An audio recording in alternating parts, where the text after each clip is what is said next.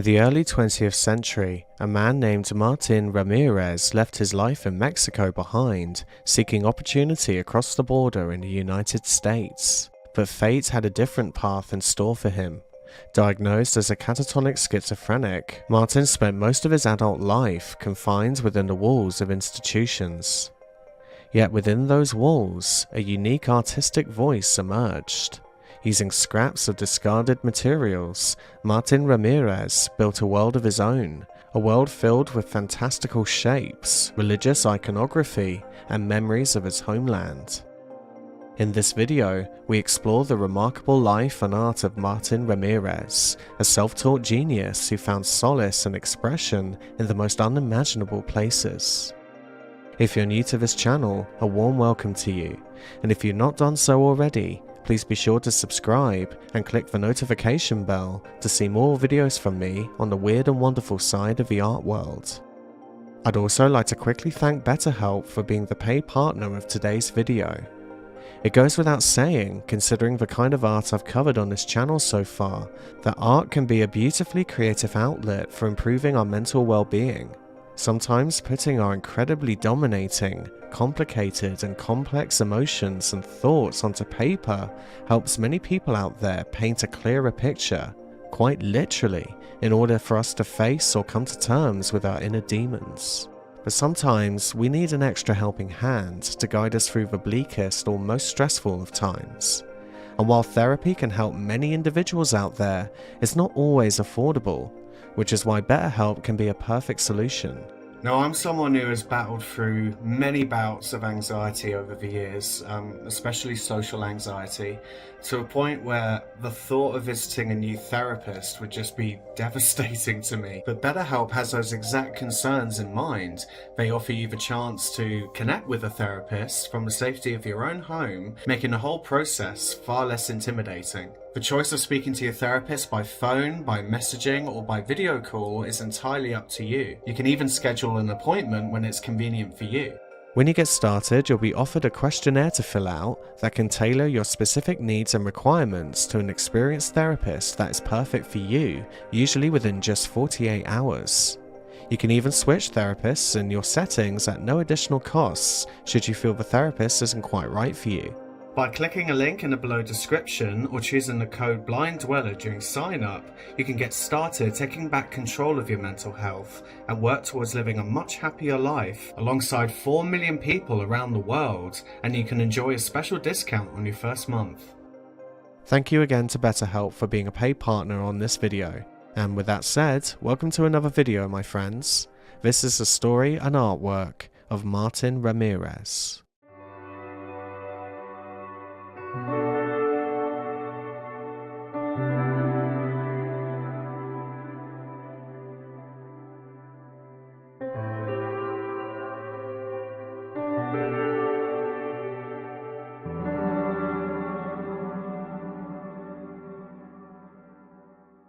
Martín Ramírez was born on the 30th of January, 1895, in Tepatitlán within the central Mexican state of Jalisco. Most of Ramírez's early life remains shrouded in some mystery.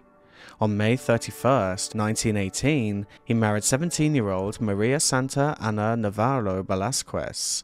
After relocating to Tepatitlán, the couple gave birth to their 3 daughters, Joana, Teófila, and Augustina, and Ramírez bought a small piece of land on credit in a ranch near San José de Gracia. By 1925, however, Ramírez set his sights to the neighboring land of opportunity in the United States, leaving his 3 daughters and his wife, pregnant with his soon-to-be-born only son, to work on the California railroads to earn more money to support his family. This decision would lead to many unfortunate circumstances later down the line, as conflict in his home country was reaching breaking point in the wake of the Cristero War that ultimately would separate him from his family. By the start of the 1930s, Ramírez found himself cut off from both his family and the entire world around him, eventually ending up unemployed and homeless within a country of which he could hardly speak the language. spiraling into a terrible battle with his mental health whilst living on the streets. On January 9th, 1931, Ramírez was picked up by the San Joaquin County, California police and committed to Stockton State Hospital, where he received a preliminary diagnosis of manic depression. After escaping the hospital twice within the 2 years that followed, he was committed to the hospital again after a few days in jail and diagnosed with the catatonic form of dementia praecox. He would even escape Stockton a third time by 1934, but returned of his own volition after spending 3 or 4 days on the streets. However, it would be during these institutionalized years that his artistic talent began to emerge. Using whatever materials he could find, including scraps of paper, scavenged pencils, crayons, cardboard, and even potato paste mixed with his saliva, he began recreating his memories within large-scale drawings and collages. A turning point came in 1948 when Ramírez was transferred to the DeWitt State Hospital near Sacramento. It was here where a visiting psychology professor, Tamo Pasto, recognized the brilliance in Ramírez's work. Pasto began collecting and preserving Ramírez's creations, many of which were sprawling narratives filled with fantastical imagery, religious figures, and autobiographical references. Over the course of his life, Ramírez produced some 500 works characteristic for their clean yet brazen draftsmanship. The imagery is both suggestive and nostalgic, often reminiscent of his own life experiences. Mexican Madonnas, animals, cowboys, trains, and landscapes merge with the scenes of American culture and create a profound documentation of a Mexican living and working in the United States. Despite Pasto's efforts, Ramírez remained largely unknown during his lifetime, exhibiting his work in small exhibitions as early as the 1950s. It wasn't until the 70s, long after his death in 1963, that his work gained wider attention. Artists Jim Nutt and Gladys Nilsson, along with the art dealer Phyllis Kind, championed Ramírez's art, organizing larger exhibitions and acquiring a significant portion of his collection. Since then, Ramírez's work has been celebrated for its raw honesty, mesmerizing patterns, and captivating imagery. He is considered to be a master of self-taught artists of the 20th century. His legacy a testament to the power of human creativity that can flourish even in the most challenging circumstances, with a mind so relentlessly disturbed.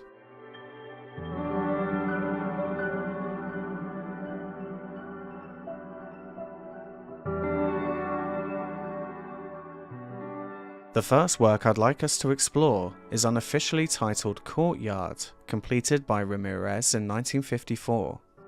Unofficial because from what I understand, most if not all of his pieces were all left untitled, and this will be the case for all of the work we'll be taking a look at in this video.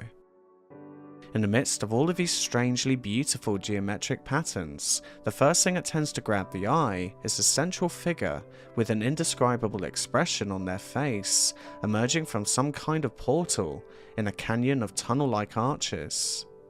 This placement suggests a place of sanctuary, a refuge within the artwork itself. The religious iconography could hold personal significance for Ramírez. Perhaps it reflects a source of solace and stability within the confines of the asylum, a place where familiar religious imagery provided comfort. Flanking the central figure are intriguing animal forms. These creatures might represent a connection to the natural world, a stark contrast to the structured environment of the asylum. The presence could symbolize a yearning for freedom, a desire to escape the constraints of institutionalization and reconnect with the openness and simplicity of nature. Looming large in the upper portion of the artwork is a train and its tracks. Trains were a recurring motif in Ramírez's work, likely a powerful memory from his past working on the California Railroad. Here the train might symbolize a bygone era, a time of freedom and movement that stands in stark contrast to its current circumstances. The relentless repetition of the train tracks could also be interpreted as a representation of the structured routine and repetitive nature of life within the asylum. As we will come to see in other examples of his work, this entire scene is brimming with intricate and repetitive patterns, and a relentless use of horizontal and parallel lines. While some may interpret this repetition as a symptom of his schizophrenia, it could also be seen as a form of artistic compulsion and a method of creating order within his world. These patterns might also function as a form of personal expression, a visual language Ramírez developed to communicate his inner experiences.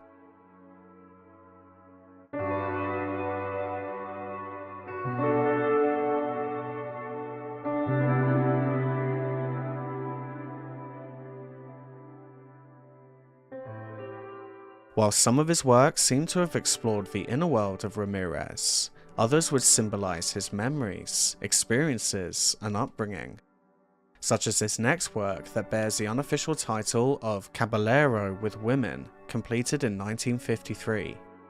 We're greeted again by a frame of repetitive lines that create the surreal stage for our central figures here. This also introduces us to another element of Ramírez's use of collage, in particular, the woman on the left armed with a gun. I managed to come across an exhibition pamphlet online, courtesy of a folk art museum in New York, which uncovers a great deal of information on his individual pieces, including this one, especially in regards to what these figures symbolize. I've also left a link for this in the description below if you want to take a look for yourself.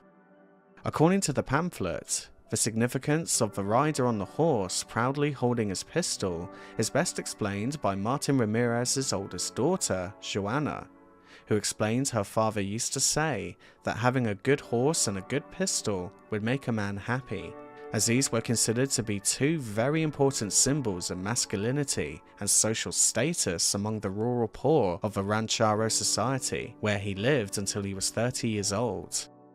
It was also reported that Ramírez was an excellent rider of his bay horse. The small drawings that Ramírez sent back to his family with his letters before he was interned in the first mental hospital were mainly of horses and riders. Though the layers behind this symbolism don't stop there. Ramírez's biography suggests that his riders had an intimate connection to the Cristero Rebellion that took place between 1926 and 1929. This conflict between armed Catholic rebels and the secular government of Mexico had devastating effects on Ramírez's family and on the lives of other rural impoverished families from Los Altos de Jalisco, which was the central area of the revolt. The Federal Army forced fields to be abandoned and thousands of families, including Ramírez's own, to leave behind all their belongings and concentrate in the biggest towns. But the reality of this conflict escalated beyond eviction of the locals. The army also took possession of all remaining crops in the countryside, set pastures and fields on fire, and turned their machine guns on any cattle or animals that they could not take away by train. All religious acts and processions were suspended. The churches were closed and later plundered and used as stables by the government's troops. This situation must have seemed nothing short of apocalyptic for Ramírez. He once even received a letter from his brother explaining how he had only been able to escape execution thanks to Ramírez's wife and a friend. His brother also wrote about the destruction of Ramírez's property and the loss of all his animals. After a long wait, Ramírez sent a letter back to his brother, telling him he was not coming home to Jalisco. This letter made it clear to his family that Ramírez had completely misunderstood his brother's letter and mistakenly believed that his wife, in absence, had abandoned her duties as mother and wife and left her family to ride off on horseback to fight with the Federal Army against the Cristeros.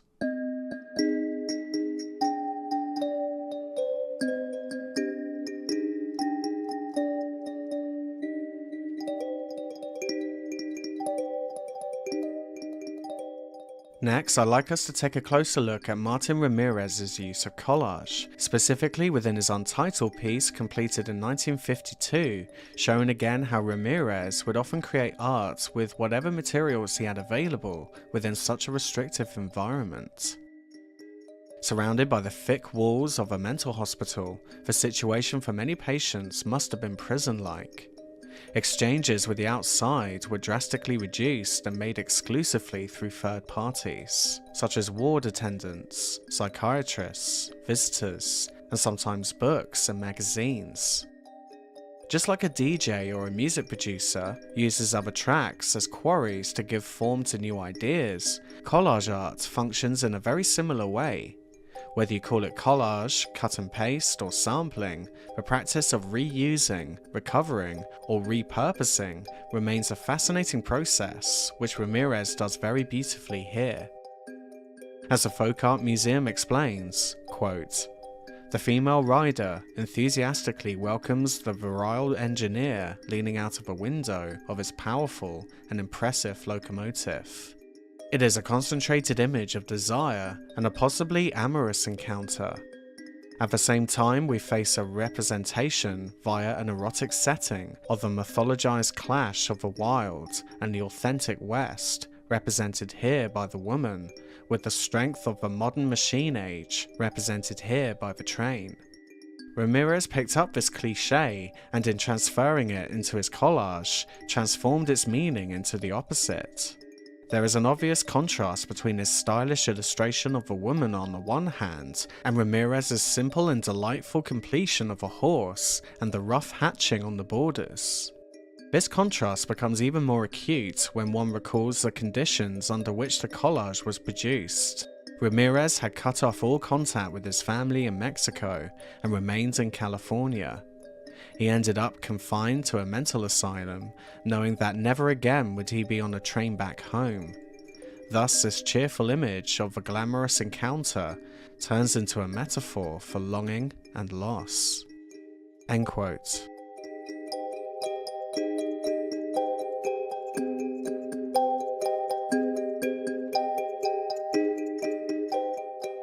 This next piece, unofficially titled Madonna, is an intriguing addition to his body of work. This, in fact, would just be one example of many works depicting the image of the Madonna, which is linked to a very deep-rooted cultural significance. The representation of a Madonna is very common in Mexican religious art and popular expression.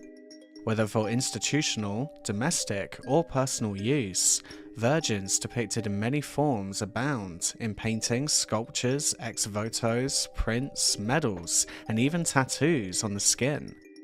Roman Catholicism in Mexico is a fusion of indigenous and European belief systems and traditions. Depending on ethnicity, cultural region, social class, and rural or urban context, Mexican culture articulates this fusion dynamically. As we know, Ramírez created art in a very restrictive environment with barely any adequate materials. It is said he often worked on the floor of his hospital ward, choosing a studio space bordered by 2 twin beds and a nightstand. The artist collected a variety of papers such as discarded nurses' notes, magazines, newspapers, book pages, flattened paper cups, and examining table cover sheets, and glued them together with homemade adhesives. His glue recipe included potato starch, bread dough, and saliva. It was only later, after his work began to garner notice, that art supplies were given to him by Dr. Pasto and hospital staff. Ramírez then collected crayons, colored pencils, water-based paints, and possibly also shoe polish and fruit juices, then crushed these materials into a liquid medium that he mixed into a homemade pot. Rather than use a brush, he used a matchstick as his form of stylus, and for a straight edge, he used a tongue depressor. When it came to his larger scale works, such as the Madonna piece we're looking at now, he would stand on a table to evaluate his artwork, laid out on the floor from an appropriate distance. Across the work we can see blobs of swirling lines that almost resemble large fingerprint contours. The lines have nearly perfect spacing, indicating a sense of order that Ramírez forcibly brings to the scene, as well as a clarity and sense of control over the direction of his artistic expression. While it might seem unlikely, Ramírez did have an audience. Artist Wayne Tabout remembers visiting him with art classes from a nearby college and would recount his experience. Quote, "I met him and watched him work. He used little prototypes he would roll up and put in his jacket to copy, like a foot or a head or a train or a horse and rider. It seems he had a kind of series of little characters that he would bring on stage, almost like a repertory company. He pasted papers together with a mixture of bread from the mess hall and his saliva, and would paste together all kinds of bits of material of all sorts of paper he could find." End quote. In this other example of a Madonna, completed between 1950 and 1953, Ramírez executes this piece in a similarly rustic setting, except this time we're given subtle imagery of a setting which resembles a chapel within a church or shrine in a workplace or home. This style may be related to prints or targettas, common templates for artists with no formal training. Dressed in a robe with hues of celestial blue, the Virgin stands on a tripod that resembles a traditional molcajet, a round volcanic rock artifact and common tool used since pre-Columbian times to grind chilies and spices for sauces. Its form asserts the shape of a moon. Rhythmically underlining the architectural setting are branches of lilies, the flowers that always accompany the Virgin, symbolizing purity and simplicity. Feathers also hold a symbolic purpose worth mentioning here. Feathers were sacred material used only by the highest nobility, by warriors, and in the ritual attire linked to deities. Feathers were so valuable that they were also used as materials to pay tribute. In early colonial Mexican art, indigenous artists used feathers to make mosaic paintings as gift for popes, emperors, and so on. But while the Madonna image was frequent in his work, with some examples being closely connected to an iconographic tradition, some were also reimagined and altered to align with Ramírez's own creativity, such as his next example, completed in 1950. Placed in an impressive niche, framed by garlands of stylized flowers, and surrounded by a finely built arch, a woman with blue eyes is looking at us, her hands folded as if to pray. At first glance, we presume we're standing in front of a Madonna, but things become less obvious the closer we look. For example, she has blonde hair, which for a Madonna depiction is extremely uncommon. She wears a festive but slightly fancy shirt with red stripes, and her skirt is simple but elegant. Behind her, we can see a blue sky dotted with flower-like stars. This ignites many questions surrounding the meaning behind this example. Is she standing? Is she praying? Is she laid out as at a wake, or on the contrary, very much alive? Is she a majestic Madonna, or a beautiful American woman, decorated with the stars and stripes? Could it be that Ramírez was paying homage to a loved one? Sadly, these are all questions that will likely be left unanswered, and left to interpretation.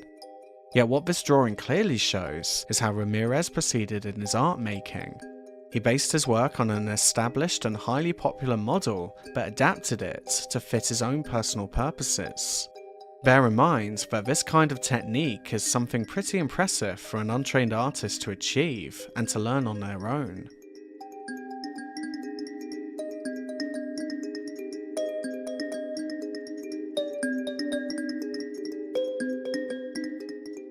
This next piece is a personal favourite of mine, and also one of the most mysterious pieces in his body of work, with the unofficial title of Skeleton. It's mysterious not just because of its unknown completion date, but also the appearance of a skeleton, which to anyone outside of Mexico, such as myself, first gives off a very grim and eerie sensation. However, to Mexicans, the image of skeletons and skulls hold a much deeper and more beautifully profound meaning. Here, Ramírez depicts a skeleton playing music, which is believed to be a homage to the ancient tradition of Danza de la Muerte, or Dance of Death. Established in the 14th century, It was widely popular as a representation of the absolute power of death over human life. In contemporary United States and Europe, the dance of death was gradually replaced by the cult of the eternal youth, and, paradoxically, found its new home in youth subculture. In Mexico, the Danza de la Muerte, as imported by the Spanish conquerors, met with the Aztec culture and its cults. This led to a new tradition that found its annual peak in the well-known Day of the Dead, where life and death meet in a festive and almost celebratory gathering, where death is not faced with fear and anguish, but instead acknowledged as a natural part of life and treated with light-hearted acceptance and even humour. In the lower part of this drawing, we see a condensed representation of everyday life: cars, houses, streets, and hills. Whatever happens, the road takes us upward, terrace after terrace, year after year, to meet with the last dance. It seems that Ramírez is portraying death as waiting for us at the summit, but it is always present, playing its songs on its fiddle, sometimes in the background, sometimes far away, but as always, in the end, very close. It's hard to say what exactly inspired this imagery. Perhaps Ramírez was simply once again portraying his culture as a sign of reverence or respect. Or perhaps, for whatever reason, he was becoming ever more conscious of death's presence and was prompted to create this drawing. But regardless, it serves as a useful reminder that death is always present, no matter how much we try to ignore it. But it shouldn't be regarded as negative or depressing. To be conscious of how precious and short our life is can potentially make our lives so much more meaningful and compassionate. Although often branded with the label of an outsider artist, his work offers a front-row seat view into a unique visual language, one that blends cultural memory, personal struggle, and an undeniable artistic impulse. His frenetic lines and recurring motifs, I think, are really captivating, prompting reflection on themes of displacement, resilience, and the enduring human spirit. While the circumstances surrounding his art are undeniably tragic, Ramírez's legacy lies in the undeniable power of his creations. His work stands as a testament to the transformative potential of art in spite of immense adversity. Martín Ramírez may have been an outsider to the traditional art world, but within his artistic universe, he found a voice of profound beauty and enduring significance that is truly noteworthy. In one way or another, he found his freedom through the confines of a hospital walls, through creativity and imagination, that not even his crippling mental health could take away from him.